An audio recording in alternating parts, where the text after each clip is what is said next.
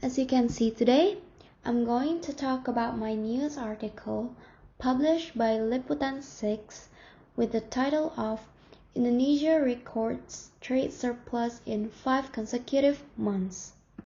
Before breaking down to the news article, I feel it important to give a brief overview on the terminologies that I learned through this article.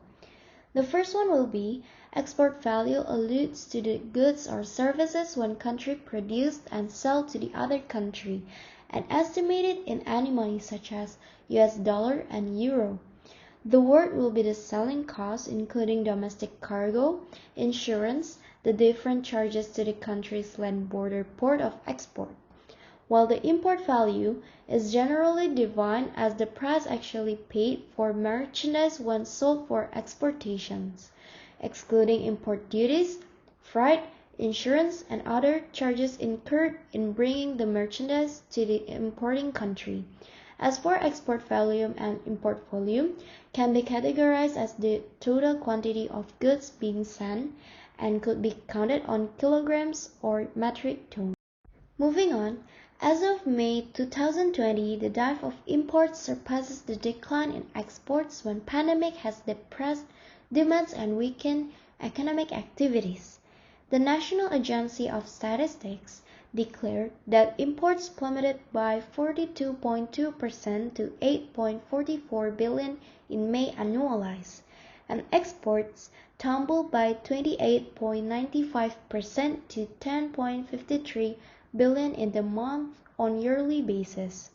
According to the recent data from Indonesia's Statistical Agency, the nation's trade surplus reached 2.44 billion in September 2020, indicating a significant improvement from the 183.3 billion deficit recorded during the same month last year. Also, compared to August, the export value in September has increased quite well by 6.97%. It happens because pandemic has been affecting the global financial system since the beginning of 2020, resulting in poor performance of export and import around the world. However, in 5 months in a row, starting from May, Indonesia has experienced a surplus, which is mainly caused by the combination of import stability and the rise of exports. This was due to the growing demand of gas and manufactured goods sector that driven by exports of steel, palm oils, and motorized vehicles. And what are the potential impacts of the event? Since export plays a significant role in contributing to a country's economic development, it will determine the amount of labor absorption to produce the demand for goods to other countries.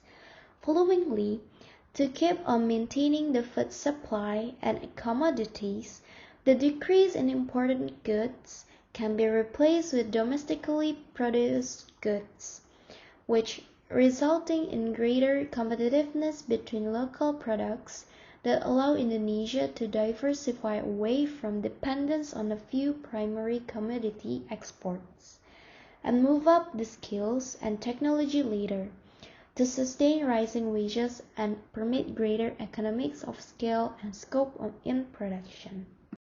In my opinion, the rise of Indonesian exports for 5 consecutive months shows that economic activity around the world is starting to recover from the extreme phases of the COVID-19 pandemic. And this article shows that net exports were the anchor of Indonesia's gross domestic product in the second quarter, which mostly contributed to the economic amidst shrinking household spending, investment, and government spending. However, the big trade surplus is also created by imports that are plunging at much faster rate than the country's export that occurred in May.